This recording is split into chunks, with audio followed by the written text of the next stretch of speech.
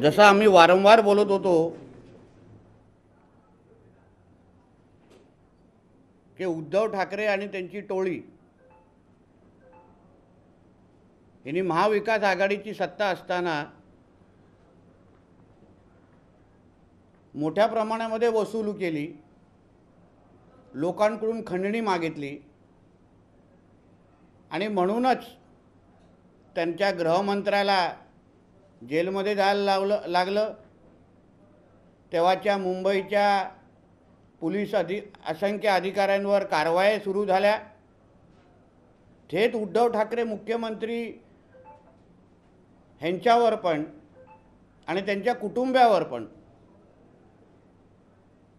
बुकिंगचे असेल, क्रिकेट बुकिंगचे असेल आणि असंख्य खंडणीचे आरोप झाले। आता काल जी काही बीडमध्ये घटना घडली आमच्या सुषमाताईंबरोबर, मी पहिलाच सांगतो की कुठल्याही महिलेला मारहाणीचा आम्ही कोणीही समर्थन करत नाही। आमच्यावर तसे संस्कार आहेत। भारतीय जनता पक्ष म्हणून आम्ही कोणीही महिला असेल, भगिनी असेल, कोणीही तिला वाकड्या नजरेने पाहता नाही आणि हा तर लांबची गोष्ट आहे, म्हणून आम्ही त्याचं समर्थन करत नाही। पण मुद्दा असा आहे, सुषमाताई आमच्या किती देवी देवतांवर बोलल्या, आमच्यावर कितीही खालच्या पातीची टीका केली, तरी महिला म्हणून आम्ही त्यांच्या संरक्षणाची आमची जबाबदारी आहे। पण ज्या जिल्हा प्रमुखांनी जे काय आरोप केले ते आरोप माझ्या दृष्टिकोनातून महत्त्वाचे आहेत। जिल्हा प्रमुख पद विकायला काढलेलं, ऑफिसमधल्या सोफा आणि एसी साठी पैसे मागत होत्या, हे जे काही त्यांनी अधिकृत स्वतः व्हिडिओ बनवून जे आरोप केले ते खरं म्हटले तर महाराष्ट्राने समजण्यासारखे आहेत आणि विचार करण्यासारखे आहेत। सन्मान्य राणे साहेबांनी जेव्हा शिवसेना सोडली तेव्हा रंगशारदा हॉलमध्ये पण त्यांनी हाच आरोप केला की उद्धव ठाकरेजी आणि त्यांची लोक हे शिवसेनेतले पदं विकतायत, मग आमदारकीची पदं असतील, जिल्हा प्रमुख ही विकतायत, हे तेव्हाही आरोप केलेला। एकनाथ शिंदेजींबरोबर जे आमदार आले त्यांचं पण तेच म्हणणं आहे की संघटनेतली पदं हे आणि तिकीटं विकली जातात, आणि आता पण तोच आरोप होत आहे। म्हणजे वारंवार अगर तो आरोप होत असेल तर त्या आरोपामध्ये तथ्य आहे। पण ह्याच्यामध्ये मी सुषमाताईंची काहीच चूक मानत नाही, किंवा महाप्रबोधन यात्रेसाठी जे संजय राजाराम राऊत येणार आहेत, जे सुषमा अंधेरीजींच्या जी काय महाप्रबोधन यात्रा आहे त्यांच्याकडून दुसरी काय अजून आम्हाला अपेक्षाच नाही आहे। कारण का जसा पक्षप्रमुख तसे त्याचे कार्यकर्ते, पक्षप्रमुखांचे सगळे गुण आत्ताच्या ठाकरे गटातल्या सगळ्याच नेते मंडळींनी अक्षरशः आत्मसात केलेत आणि त्या अनुसार आपलं आयुष्य जगतायत। उद्धव ठाकरेजींनी त्यांच्या आयुष्यामध्ये हेच तर केलं, काय वेगळं केलं? स्वतःचा 1 रुपयाचा इन्कम नसताना पण जे आलिशान आयुष्य जे उद्धवजी जगतात, त्यांचं कुटुंब जगतं, ते कशामुळे आहे? एक तरी गोष्ट स्वतःच्या खर्चाने होतं का तिकडे? मातोश्रीमधले एसी कोणाकडून लागलेले आहेत? व्हिडिओकॉन कंपनीचे मालक कोणाचे खासदार होते? मातोश्री बघा, व्हिडिओकॉनचे तुम्हाला एसी तिथे दिसणार। आत्ता पण लीला हॉटेल आहे, ह्यांची सगळी लॉन्ड्री तिथे जाते, कारण का ह्यांची लीलामध्ये भारतीय कामगार सेना आहे। सगळे कपडे धुण्यासाठी लीलाकडे जातात। जो काही खर्च मातोश्रीचा आहे. मग गाड्यांच्या मेंटेनन्सचा पण असो, तो पहिल्यापासून एक पटेल नामचा व्यक्ती करतो, सर्व्हिसिंग पासून सगळं.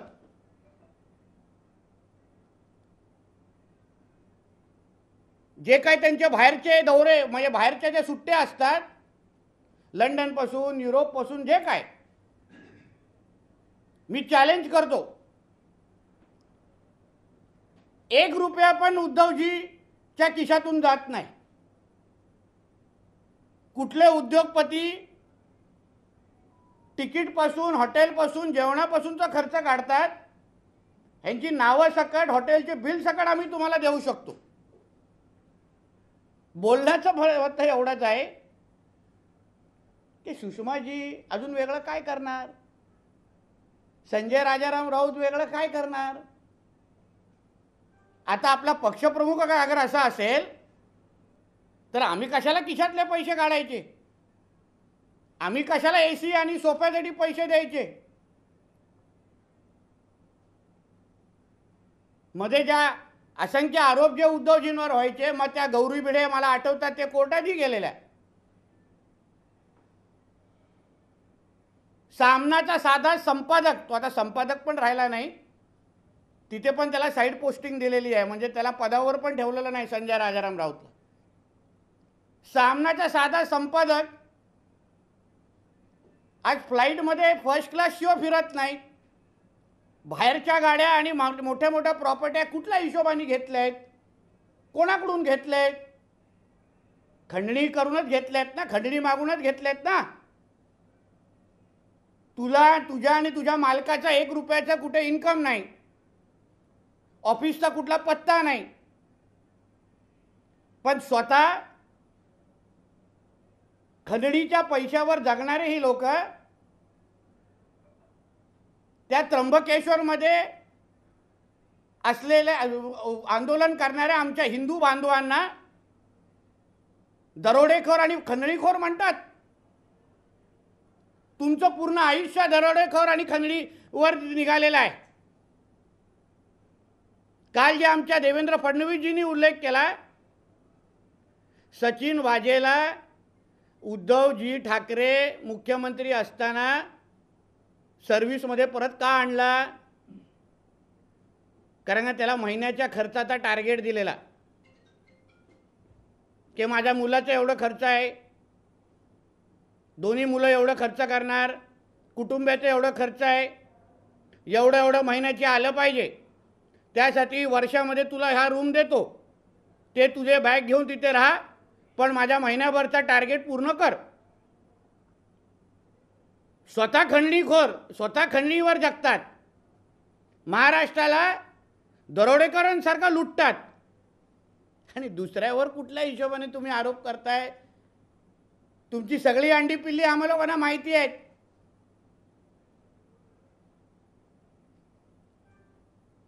आता पण जे अंगावर जे परफ्यूम मारतात, ते जे एअरपोर्टला जे युनियन आहे ड्युटी फ्रीमध्ये, तिथून दर महिन्याला आहे ना परफ्यूमचे बॉक्स येतात. त्याच्यापेक्षा थोडी जास्त माहिती, माझ्यापेक्षा थोडी जास्त माहिती किरण पवासकरजींना आहे, विचारा दे ना. परफ्यूम स्वतःचं नाही, घर स्वतःचं नाही, मातोश्री 2चा जो खर्च केलाय, कुठल्या बॅलन्स शीटवरून खर्च दाखवलाय, कुठून खर्च तो आणलाय. 2-2 घरं तुम्ही मुंबईमध्ये बांधता, कर भरणारे, असं कर भरणं असं कुठला व्यवसाय तुम्ही करता. मुंबई महापालिकेच्या नावाने च्या माध्यमातून 25-30 वर्ष मुंबईला जे तुम्ही लुटताय, आणि आता तुमचा जो पेंग्विन मुलगा माननीय राज्यपालांना भेटून भ्रष्टाचाराचे आरोप आमच्यावर करताय. अरे तुम्ही भ्रष्टाचारामध्ये बरबटलेला आहात. तो पेंग्विन ठाकरे स्वतःची गाडी तरी स्वतःच्या नावाने आहे का? मराठवाड्याच्या कुठल्या आमदाराच्या नावाने तुझी गाडी आहे बाबा? तुझ्या पैशाने घेतली आहे की कोणाने दिलेली आहे? सगळे रेकॉर्ड आहेत आमच्याकडे. भ्रष्टाचार, खोके, यावर अगर तुम्हाला आमने सामने करायचं असेल तर तुमच्या सगळ्या मीडिया चॅनलला मी एक विनंती करतो की एकदा आणायचं आम्हाला आणि त्यांना आमने सामने समोरासमोर त्यांनी भ्रष्टाचाराचे पुरावे आणायचे आणि आम्ही भ्रष्टाचाराचे पुरावे आणतो मुंबई महापालिकेचे. चला होऊन जाऊन दे एकदाच. मुंबईकरांना कळून दे एकदाच काय चाललंय. मिठी नदीपासून ते करोना काळात मेलेल्या लोकांवर पासून सगळ्यामध्ये हे लोकांनी पैसे खाल्लेले आहेत. पुरावे सकट आमच्याकडे आहे. तुझी हिम्मत असेल तर चल राज्यपाल महोदयांकडे एकत्र जाऊ. तू तुझे पुरावे दे आणि मी माझे पुरावे देतो. म्हणून उगाच आमच्या नेत्या मंडळांवर त्या संजय राजाराम राऊतला सांगेन, हिंदू समाजाला खंडणीखोर बोलू नकोस, दरोडेखोर बोलू नकोस. आम्हाला माहिती आहे तुझा धर्मांतर झालेला आहे. तुला फक्त आता हज यात्रेवरच पाठवणं राहिलेलं आहे. बाकी तू त्यांच्याप्रमाणे सगळं करतोस. जिहादी विचाराचे जे मुसलमान आहेत त्याप्रमाणे हा संजय राजाराम राऊत वागतोय. आज मोठ्या सामन्यामध्ये हिंदुत्वाचे मोठे मोठे दावे केलेले आहेत. त्र्यंबकेश्वरचा विषय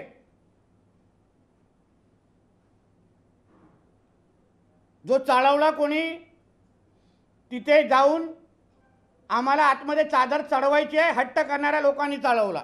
आम्ही सुरू केला नाही. कोणाला तिथून अगर ती हे काय करायचं असेल, काय म्हणतात त्याला, उरूस काढायचं असेल तर काढा ना, आम्हाला काय हरकत नाही. वर्षानुवर्षी चाललं ना, काढा ना. पण चादर घेऊन आतमध्ये आम्हाला चादर टाकायची हा हट्ट कशाला. म्हणून काल बोललो ना, संजय राजाराम राऊतनी सगळे आपले अंगरक्षक बाजूला करायचे आणि जायचं आता त्र्यंबकेश्वरला आणि तिथून परत येऊन दाखवायचं. हिंदू समाजाची जी सातत्याने जी बदनामी चालली आहे की हे लोक दंगल भडकवतात, हे लोक महाराष्ट्रामध्ये दंगल करतायत, हे लोक मंदिरामध्ये असे हट्ट धरतायत, वातावरण खराब करतायत. तो काल हुसेन दळवाई जाऊन तिकडे आगीत तेल ओतण्याचं काम करून आलेला आहे. मला एक विचारायचं हो उद्धवजी ठाकरेंना आणि त्याच्या साईड पोस्टच्या संपादकाला, एवढं हिंदुत्वाचं बोलता तुम्ही, तुम्हाला एवढं हिंदुत्वाचं पडलंय ना, मग कोरोनाच्या कालावधीमध्ये कोरोनाच्या नावाने, कोविड-19च्या नावाने तुम्ही सगळी मंदिरं बंद केली गर्दी होईल म्हणून. तुम्ही आम्हाला कोणालाही सण साजरे करून दिले नाहीत करोना होईल म्हणून. म्हणजे गणपती देवाच्या मूर्तीच्या उंचीपासून ते मंडळाच्या बॅनरपर्यंत आणि मंडपाच्या साईजपर्यंत हिंदू सण आला तर लगेच ह्यांचे निर्बंध करण्यात, तेव्हाच कोरोना वाढतो. उरूस आणि ईदच्या टायमाला कधीच कोरोना वाढत नाही. कोरोना आणि यांच्यामध्ये मॅच फिक्सिंग होती तेव्हा. मला उद्धवजींना विचारायचं आहे, तुम्ही खरंच हिंदुत्वाचे दावे करताना आमच्या कुठलाही महाराष्ट्रातला हिंदू ना तुम्ही कोरोनाच्या नावाने घाबरून ठेवलं, कोणालाही सण साजरे करायला दिले नाहीत आणि आम्ही सगळेजण कोरोना पसरू नये म्हणून तुमचं ऐकलं. मग तुमचा मुलगा त्याच कोरोनाच्या कालावधीमध्ये जे आमच्या मोहितजीने मुद्दा उचलला, त्याच टायमाला दारू कसा पीत बसलेला हो ते हॉटेलमध्ये. ओपा नावाचं हॉटेल होतं. तो दारू पिल्यावर, तो मजा मारल्यावर कोरोना पसरत नाही उद्धवजी. पण समस्त हिंदू समाज अगर सण साजरा करत असेल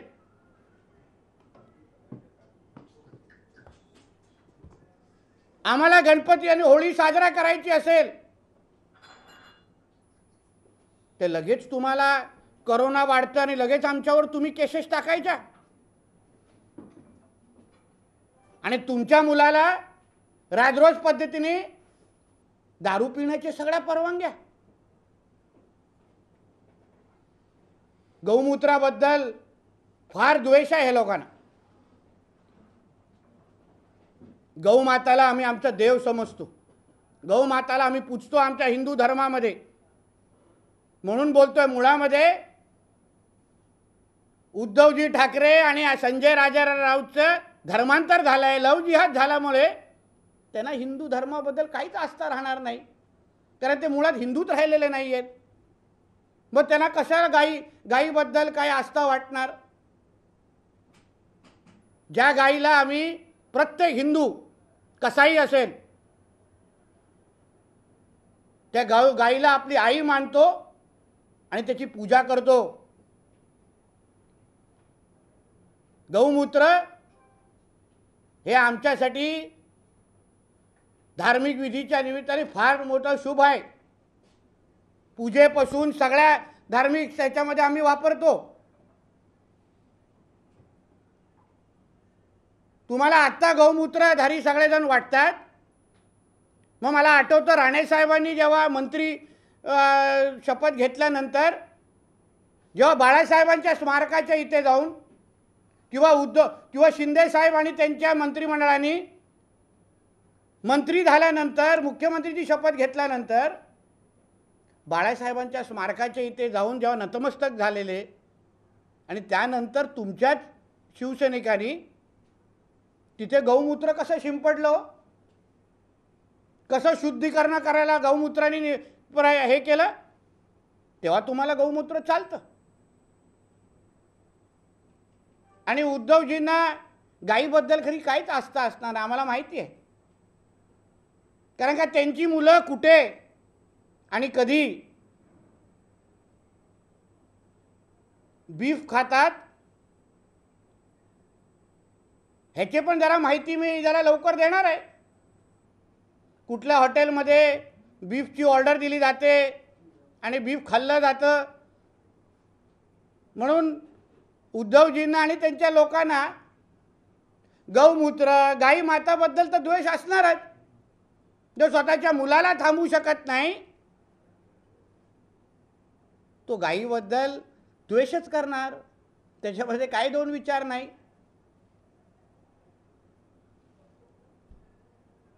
महाविकास आघाडीमध्ये समान जागेची चर्चा झाली असं आम्ही तेव्हा ऐकलं आणि नंतर आता संजय राजाराम राऊत सांगतायत कुठेतरी नांदेडला बोलले की आम्हाला 19 जागा पाहिजे, 19च्या खालती आम्ही ऐकणार नाही. पण आम्ही तर ऐकलंय महाविकास आघाडीची जी बैठक सिल्वर ओकला झाली त्याच्यामध्ये ठाकरे गटाला फक्त 5च जागा ऑफर केल्या की 5 वर लढवा नाही तर सोडून द्या. खरं आहे की नाही उद्धवजींनी आणि संजय राजाराम राऊतनी सांगावं. 5च्या जास्त तुम्हाला द्यायला तयार नाही आहेत आणि त्याच्यामध्ये पण तुमचे लोक भांडतायत. दक्षिण मुंबई अरविंद सावंत त्याच्या सीटूला सुरुंग संजय राजाराम राऊतनी कशी लावलं याबद्दल थोडं मी माहिती देऊ का. काही आठवड्यापासून सामन्यामध्येच अरविंद सावंतजींना ती सीट मिळू नये यासाठी त्यांच्या सगळ्या समर्थक शिवसैनिकांच्या राजीनामा घ्यायला लावले आणि कालपासून मी ऐकतोय की अनिल देसाईंना ती सीट देण्यासाठी हा संजय राजाराम राऊत आग्रही आहे. म्हणजे 24 तास 365 दिवस काड्या लावणं, भांडणं लावणं, घरं फोडणं ह्याशिवाय दुसरं काम या संजय राजाराम राऊतचं नाही. आणि आता तर सकाळी बोलतो की आपल्या देशामध्ये 36 राज्य आहेत. मी ऐकलं 28 राज्य आहेत आणि उर्वरित युनियन टेरिटरी आहेत, बरोबर आहे ना. 8 युनियन टेरिटरी आहेत. कणकवलीच्या सभे अगोदर आता हे किती वाजता दिलं हे जरा त्याला विचारा, कारण कणकवलीमध्ये जेव्हा संजय राऊतची सभा झाली. तिकडच्या एका पत्रकार मित्रांनी सांगितलं की हा 90 मारल्याशिवाय बोलत नाही, भाषण देत नाही. एक पत्रकार मित्रांनी स्वतः बघितलेलं आहे. ते नेमकं हा 28 राज्य ते वक्तव्य शुद्धीत केलं आहे का? आणि प्रत्येक सभेच्या अगोदर आणि पत्रकार परिषदेच्या अगोदर तुम्ही 90 मारता का 60 मारता? आणि ते मारून महाप्रबोधन तुम्ही महाराष्ट्राला आणि तुमच्या उरलेल्या शिवसैनिकांना करणार आहे का? याचं उत्तर संजय राजाराम राऊतनी द्यावं आम्हाला. धन्यवाद. सर, त्र्यंबकमधल्या प्रकाराची चौकशी सुरू आहे आणि उरूस असल्याचं तुम्ही म्हणताय, मात्र आचार्य तुषार भोसले म्हणतात की अशी कोणतीही परंपरा नाही. एक लक्षात घ्या, तिथून तो उरूस जातो. माझा मुद्दा एवढाच आहे की चादर धरण्याचा हट्ट कधीच कोणी केला नव्हता ह्याच्या अगोदर. मुद्दा समजून घ्या. त्यांना उरूस जाऊन दे का काही जाऊन दे तिथे, पण मुद्दा माझा आहे की हट्ट कसला धरण्यात गेला ह्याच वेळी की आतमध्ये जाऊन चादर घाला, ते कधीच झालेलं नाही आहे. आचार्य माझ्यापेक्षा जास्त माहिती असेल हो, कारण का ते त्या विषयातले तज्ज्ञ आहे. मी नाही त्यांच्या काय माहितीवर प्रश्नचिन्ह करत, पण मुद्दा माझा असा आहे की आतमध्ये चादर घालण्याचा हट्ट का केला, त्याच्यावर आमचा आक्षेप आहे आणि ते आम्ही होऊन देणार नाही. पोलिसांनी त्यामध्ये जो गुन्हा दाखल केला त्या प्रकारानंतर, पण त्या FIR मध्ये कुठेही ते चादर घालायला जात होते असं मेन्शन नाही केलं. ते आता FIR बघून मी बोलू शकतो. आम्हाला जी मिळालेली माहिती आहे ती एवढी आहे. पोलिसांचा तपास आजही सुरू आहे. FIR समोर आल्यानंतर वाचल्यानंतर मी तुमच्याशी त्याबद्दल डिटेल बोलू शकतो. पण हट्ट धरण्यात आला हे स्वतः मंदिर प्रशासनाने जेव्हा ट्रस्टने जे पत्र काढलेलं त्याच्यामध्ये सरळ सरळ उल्लेख आहे की हट्ट घुसण्याचा आणि हट्ट धरण्यात आलेला आहे. मी पाहिजे पत्र तुम्हाला पाठवू शकतो. काल तुमच्या कार्यकारिणीवरून त्यांनी एकंदरीत निशाणा साधलाय की मेलेल्या कार्यकारिणीला तुम्ही काय उद्देशून करत? कोणी संजय राऊत यांनी. बरोबर आहे ना, कारण 18 जूनला जी कार्यकारिणी होते आहे, ओसाड गावाचा पाटील म्हणजे उद्धव ठाकरे आणि ज्याचा पक्ष उरलेला नाही आहे, कार्यकर्ते उरलेले नाही आहेत. कार्यकर्ते आपसामध्ये AC आणि सोफ्यासाठी भांडत आहेत आणि तो आमच्या कार्यकारिणीबद्दल बोलणार.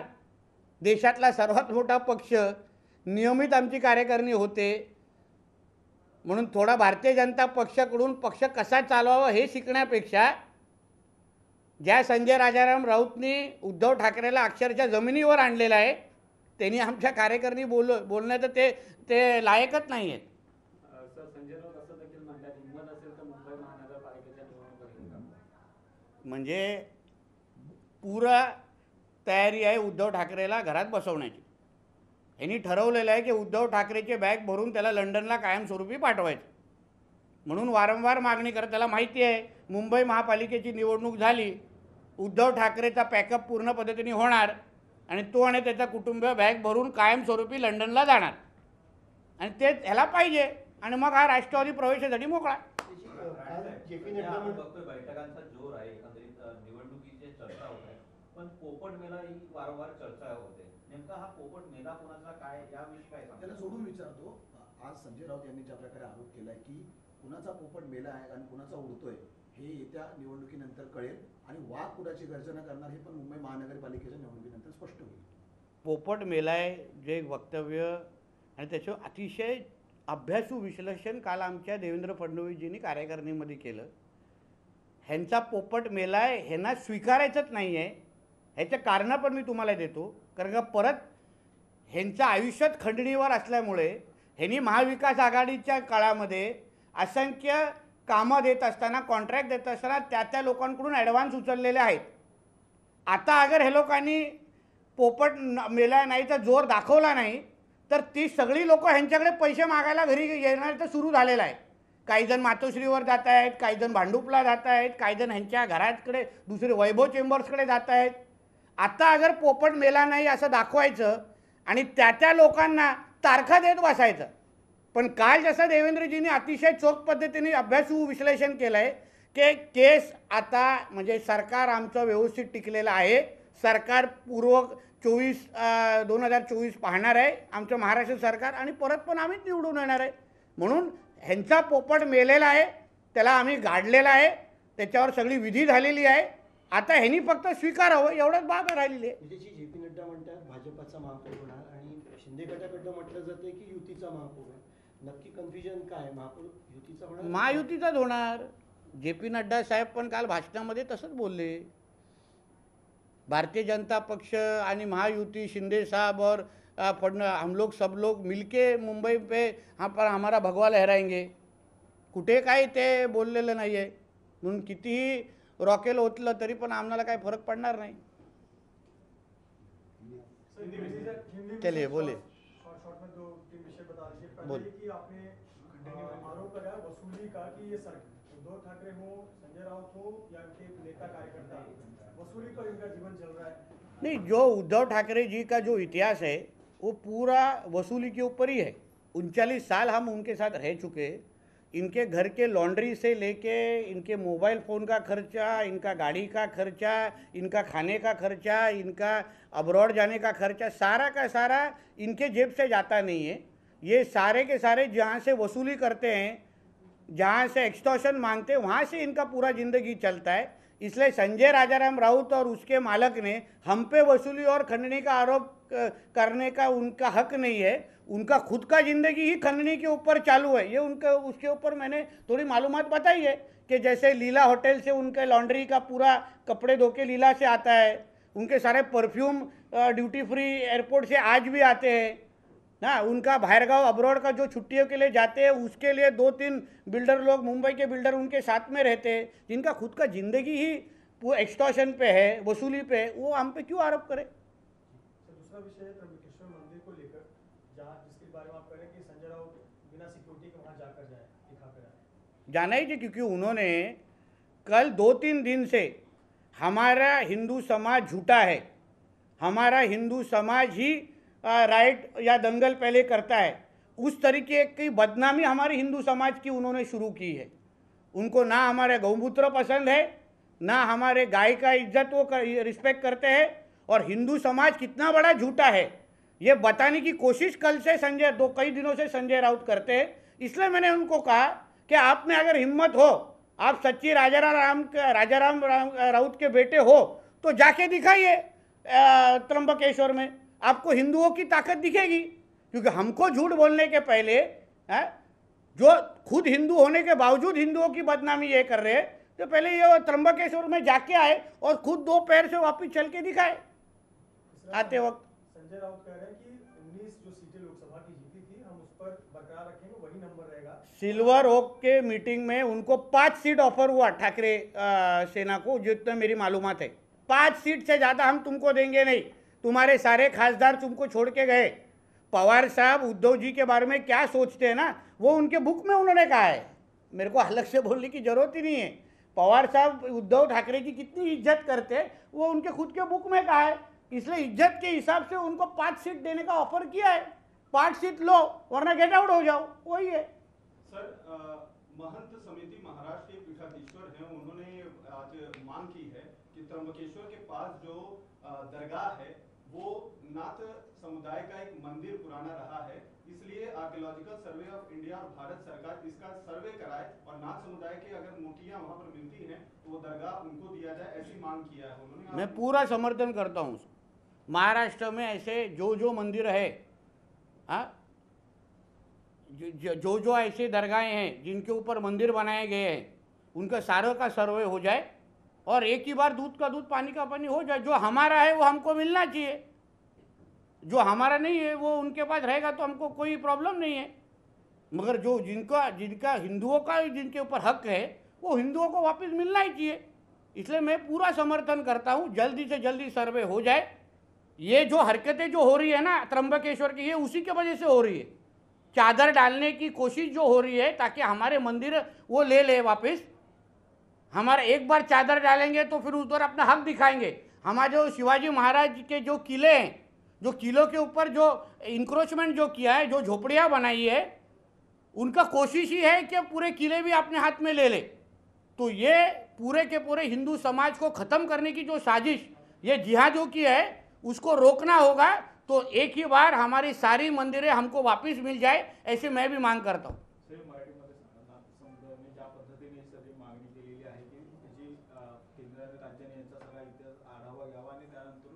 जी मंदिरं आहेत ती मंदिरं पुन्हा देण्यात यावी. नाथ समुदायाने केलेली मागणी अतिशय रास्त आहे, अतिशय योग्य आहे. इतिहासानुसार जे आम्हाला मिळालंच पाहिजे, जे आमचं आहे ते आम्हाला मिळालंच पाहिजे. मुळामध्ये इतिहासानुसार आपण सगळे हिंदूच आहोत आणि त्याप्रमाणे आमचे जिथे जिथे देवी देवता आहेत ते हक्काने आम्हाला परत मिळावे. महाराष्ट्र सरकार आज एक हिंदुत्ववादी विचाराचं सरकार आहे देशात आणि राज्यात. त्यांनी सगळी सर्वे हे योग्य पद्धतीने करावं. जसं किल्ल्यांवर अतिक्रमण हटवण्याची मोहीम आमच्या राज्य सरकारने घेतली आहे तसंच हे सर्वे महाराष्ट्राच्या कानाकोपऱ्यात करावं. जे त्र्यंबकेश्वरला झालं ते ह्याच्याचमुळे झालेलं आहे की आज जाऊन चादर टाकण्याचा प्रयत्न करायचा आणि उद्या त्र्यंबकेश्वर मंदिरच आमचं आहे. तुम्ही लोक इथे नव्हतेच, हिंदूंनाच तिथे बंदी घालून टाकायची.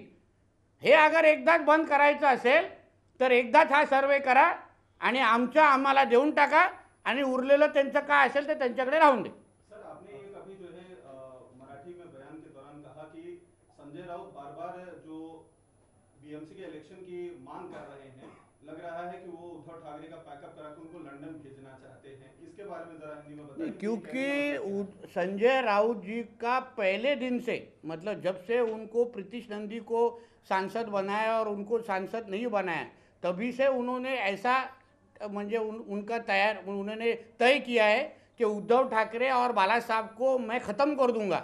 और उसके हिसाब से उन्होंने जिसके सामने बोला वो आदमी को मेरे बाजू में प्रेस में बिठा सकता हूँ मैं. अरुण बेतकेकर नाम है वो उनका, माजी सरचिटनीस लोक अधिकार समिति. उनके सामने संजय राउत ने ये कहा है. तो उनके साथ जो कुछ उन्होंने उस टाइम जो उन्होंने तय किया था उसके हिसाब से उनका काम चल रहा है. उनको मालूम है बीएमसी का चुनाव होगा, उद्धव ठाकरे की हार तय है. उद्धव ठाकरे की जो कोई बची हुई शिवसेना है वो कुछ जीतने वाली नहीं है और उसके बाद उद्धव ठाकरे का कुछ काम ही नहीं इधर. उनको लंदन बहुत पसंद है, दूसरों के पैसे पे जाके वो लंदन घूमते. तो एक ही बार उनका बैग पैकअप करके उनको लंदन भेजने की इनकी तैयारी है. महाविकास आघाड़ी सर, लगातार उनके नेताओं की तरफ से दावा किया जा रहा है कि इस बार का जो लोकसभा चुनाव होगा उसमें करीबन 35 सीट वो जीतेंगे, जबकि आप लोगों ने टारगेट 40 से ऊपर की रखी हुई है. तो ये उनके दावे में आप किस तरीके से नहीं, आप कैसे वो 35 जीतेंगे ये कभी उनके लोगों को हमारे सामने बिठाइए. उद्धव जी जो 18 सीट जो शिवसेना जीती 2019 को वो मोदी जी की वजह से जीती. जिधर किधर भी उद्धव जी का फोटो लगाया, छोटा फोटो लगाया था, बड़ा फोटो तो मोदी जी का था. राष्ट्रवादी कांग्रेस कभी 5 सीट के ऊपर जाती नहीं है, क्यों 10 सीट तो कभी देखती नहीं है डबल डिजिट. कांग्रेस तो पिछली बार 1 पे रुकी थी महाराष्ट्र में. तो 35 कैसे जीतेगी. और इस बार उद्धव जी को मैंने सुना है वो महाविकास आघाड़ी के बैठक में सिर्फ 5 ही सीट ऑफर किया उन्होंने. ये जो 16 और 19 तो है तो बोलते ना वो मुंगेरी लाल के हसीन सपने हैं. विजय जी, एक सवाल इसी से जुड़ा हुआ है. क्या बीजेपी का एक प्लान है कि करीब 50% वोट शेयर जो है बीजेपी के हाथ में आना चाहिए, इसको लेकर क्या कुछ आप लोग प्लानिंग कर रहे हैं, किस तरह से क्या मुद्दे लेकर लोगों के बीच में जाएंगे ताकि लोकसभा और आने वाले विधानसभा में 50% का जो टारगेट है वो. देखिए, हमारे 2 प्लान है जो हमारे कल चर्चा और ज़्यादा डिटेल में बता नहीं सकता, मगर इतना ही है कि मोदी जी ने जो 9 साल से हमारे देश में अलग अलग काम जो किए हैं, अलग अलग योजनाएं जो लाए हैं, वो योजनाओं को हम लोगों के पास लेके जाने वाले हैं, लोगों के बीच में लेके जाने वाले हैं. और उनके काम के ऊपर हम 2024 में हमारा 50% से ज़्यादा वोट लेके आएंगे. और दूसरा है हिंदुत्व का विषय लेके हम लोगों के सामने जाने वाले. आज हमारा देश एक हिंदू राष्ट्र है. यहाँ 90% लोग हिंदू रहते हैं और उसके हिसाब से हिंदुओं के लिए देश मतलब हमारा हिंदुस्तान देश है. इसलिए मोदी जी का काम और हिंदुत्व का नाम ये लेके हम देश की जनता के सामने जाने वाले. सर, एकंदरीत लोकसभा विधानसभा जिंकण्यासाठी काय अजेंडा ठरलेला आहे आणि कुठले 2 मुद्द्यांमध्ये तुम्ही आगामी निवडणुकात जसा मुद्दा तुम्हाला सांगितलं, मोदीजींनी जे गेल्या 9 वर्षामध्ये अतिशय यशस्वी पद्धतीने आपला देश चालवला. गेल्या 10 महिन्यापासून आदरणीय एकनाथ शिंदे साहेब आणि देवेंद्र फडणवीस साहेबांच्या नेतृत्वाखाली जे आम्ही काम करतो आहे राज्यामध्ये, ह्या सगळी कामं आम्ही जनतेच्या मध्ये घेऊन जाण्याचं आमच्या सगळ्यांचं ठरलेलं आहे. त्या पद्धतीच्या आम्हाला जबाबदाऱ्या प्रत्येकाला मतदारसंघ भूतनिहाय दिलेल्या आहेत. आणि एका बाजूला मोदीजींचं काम, सरकारच्या योजना आणि दुसऱ्या बाजूला हिंदुत्वाचा मुद्दा, ह्या गोष्टी घेऊन आम्ही, कारण का एक लक्षात घ्या की जिथे भारतीय जनता पक्ष जिंकते तिथे भारत माता की जयचे नारे लागतात आणि जिथे काँग्रेस जिंकते तिथे पाकिस्तान जिंदाबाद ऐकायला मिळतं. म्हणून आमचा देश सुरक्षित ठेवायचा असेल, कारण का गेल्या 9 वर्षापासून तुम्ही आमच्या देशाकडे कोणालाही वाकड्या नजरेने बघण्याची हिंमत राहिलेली नाही, ना पाकिस्तान किंवा कुठल्याही देशाची. देशांतर्गत होणाऱ्या अतिरेकी कारवाया पण आपल्या देशामध्ये थांबलेल्या आहेत. म्हणून 2024मध्ये येणारं राम मंदिरचं निर्माण आणि राम मंदिर तयार झाल्यावर आहे आणि मोदीजींचं काम हेच घेऊन आम्ही लोकांच्या समोर 2024ला जाणार आहोत. याला मगाशी जोडून म्हणाला प्रश्न आहे की, की याला जोडून एक गायीबद्दल प्रश्न आस्था आहे जो की बाळगत नाही तो हिंदू नाही असं काय? तुम्ही म्हणाला. गायीबद्दल ज्याला आस्था नाहीये तो हिंदू नाही असं तुम्ही म्हणालात. योग्य आहे. सावरकरांनी गायीबद्दल जे मत व्यक्त केले त्यांच्या एका पुस्तकामध्ये लिहिलंय की गाय हा उपयुक्त पशु आहे, त्याला पशु म्हणून पाहावं, त्याची पूजा त्यांनी करावी. सायंटिफिक मत आपलं मांडलेलं आहे. पण हिंदुत्व हा मूळच सावरकरांचा विषय आहे. वीर सावरकरांनी जे हिंदू राष्ट्रबद्दलचा संकल्प मांडला आहे ना, त्याच्यामध्ये सायंटिफिक अँगल पण त्या गोष्टीला दिलेला आहे. त्याने गाईला मारून तुम्ही बीफ खावा असं बोललेलं नाही आहे कुठे. गाईचे कत्तलखाने तयार करा असे कुठे लिहिलेले आहेत का त्यांनी? असेल तर तुम्ही माहिती द्या. त्यांनी सायंटिफिक अँगल मांडलेला आहे. एक पूजे धार्मिक अँगल आहे, एक सायंटिफिक अँगल आहे. त्याप्रमाणे पण सगळं काय सगळं हिंदुत्वाच्या चौकटीत आहे. सर, एक सुप्रिया सुळे यांनी जो निवडणुकीच्या आरोप केलेला आहे दृष्टीने की एक वर्ष जे आहे ज्या पद्धतीने आता खासदार लोकसभेची निवडणूक येणार आहे आणि या लोकसभेच्या निवडणुकीसाठी आमदारांना देखील तेवढी जबाबदारी देण्यात आली आहे की खासदार निवडून येण्यासाठी. त्यामुळे काय स्ट्रॅटेजी आहे, कारण की ज्या ठिकाणी आमदार नाही आहेत त्या ठिकाणी कशा पद्धतीने भाजपाचा नाही, मी जास्त डिटेल मला वाटतं पक्षाचे अधिकृत प्रवक्ते तुम्हाला देतील. माझ्याकडूनच सगळी माहिती काढण्याचं कारण नाही. मला एक विशेष ऑपरेशन दिलं आहे, त्या ऑपरेशनवर मला काम दिलेलं आहे आणि त्याची शस्त्रक्रिया करण्याचं काम माझं रोज मी करतो. बॉडी किती दिवस जिवंत ठेवायचं हे माझ्यावर आहे. ज्या दिवशी व्हेंटिलेटर खेचेन तेव्हा बॉडी थांबेल श्वास घेण्याचं. म्हणून जी जबाबदारी मला दिलेली आहे त्याच्याबद्दल तुम्ही प्रश्न विचारा. कुणाची बॉडी थांबणार आहे? कुणाची बॉडी थांबणार आहे? कोणाचं ऑपरेशन दिलं आहे मला? राजाराम राऊतांचा मुलगा. काँग्रेसला कर्नाटकमध्ये स्पष्ट बहुमत मिळाल्याच्या नंतर 4-5 दिवसाच्या नंतर आता सिद्धरामय्या मुख्यमंत्री तर DK शिवकुमार उपमुख्यमंत्री होणार आहे. उद्या शपथविधी आहे. काही शुभेच्छा आहेत का तुमच्या? नाही, आमच्या मोदी साहेबांनी त्यांना शुभेच्छा दिलेल्या आहेत. मोदी साहेबांच्या शुभेच्छा म्हणजे आम्ही सगळेजण त्याच्यामध्येच आलेलो ना. फक्त एवढंच आहे की कर्नाटकच्या हिंदूंना सुरक्षित ठेवा. जे काय पाकिस्तान जिंदाबादचे नारे आमच्या देशामध्ये तर चालणार नाहीत. कर्नाटकचा हिंदू आज घाबरलेला आहे की काँग्रेस जिंकल्यानंतर जसं मंदिरांच्या समोर जल्लोष झाला, मंदिरांच्या समोर हिरवे झेंडे दाखवले गेले ना, त्या पद्धतीने वातावरण खराब होता कामा नये एवढीच एक हिंदू म्हणून माझी अपेक्षा आहे. पण सर, जिथे कर्नाटकमध्ये काँग्रेस राष्ट्रवादी वेगवेगळे लढलेले होते. सॉरी त्यांना जोडून विचारतोय ना, कुमार. काँग्रेस राष्ट्रवादी कर्नाटकात वेगवेगळे लढलेले होते. मात्र आता माहिती कळते की शरद पवार यांना सुद्धा शपथविधीचं निमंत्रण मल्लिकार्जुन खरगेंनी दिलेलं आहे. नाही चालेल. ते शरद पवार साहेब देशाचे नेते आहेत. त्यांनी कर्नाटकमध्ये एक लढवला असला तरी आणि तोही पडला असला तरी पवार साहेबांचा वेगळा सन्मान आहे, असं काही विषय नाही. म्हणून त्यांच्या राजकारणाच्या पलीकडे त्यांच्याबद्दल लोक पाहत असल्यामुळे त्याला शपथविधी बोलवण्याचं घेऊन नाही, ते काही विषय नाही. तुम्ही किंवा देवेंद्र फडणवीस ज्या प्रकारे टीका करताय उद्धव ठाकरेंच्या लोकमान्य संघाती पुस्तकामध्ये ज्या प्रकारे शरद पवारांनी मांडणी केलेली आहे, मात्र सुप्रिया सुळेंची आता प्रतिक्रिया आली की 100 चांगल्या गोष्टी लिहिलेल्या आहेत, त्याकडे दुर्लक्ष करून काही ठराविक नोट्स फक्त काढण्याचं काम केलं जातं. म्हणजे ताईंना मी सांगतो की 100 चांगल्या गोष्टीपेक्षा 5 जे आम्ही वारंवार जे बोलत होतो ते सत्य जे पवार साहेबांना पण कळलं त्याबद्दलच आम्ही बोललो ना. कारण का गेल्या 2.5 वर्षामध्ये जेव्हा महाविकास आघाडीचं सरकार होतं तेव्हा आम्ही वारंवार बोलत होतो की उद्धवजी घराच्या बाहेर येत नाही, उद्धवजी मंत्रालयामध्ये जात नाही, उद्धवजींना प्रशासन कळत नाही. आणि तेच महाविकास आघाडीच्या करता धरताने अगर लिहिलं असेल तर हा फुलटॉस बॉल आम्ही स्टेडियमच्या बाहेर उडवणारच. लाल मातीतली कुस्ती म्हणजे